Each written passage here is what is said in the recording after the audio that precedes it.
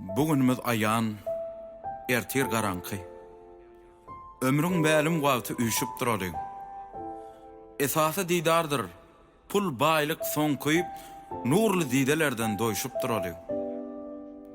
Degişip, gülüşüp, pırsaty datlap, günnelik gussalaň üstünden ätläp, öňümüz mazardyr geçeni ýatlap, käme hal bärrägem üýşüp durady.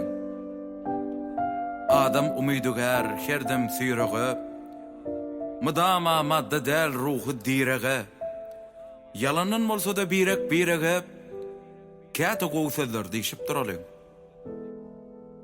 Baýymyzyň pälin pessen gözläliň, ejizleriň ejizlerini düzläliň, başarmasak degişmesi sözläliň, bir-biriň öňüne gaýşyp durady.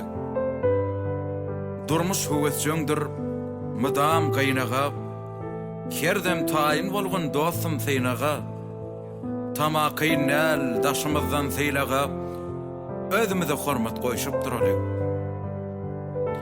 Tapawdy ýokdur akmagyň weliň, bizi tanış etdi, hak asman zemin. Müň epiň başyna ýetdimem welin, umuman ýygydan üýşüp duralyň, käme hal bärrägem süýşüp duralyň.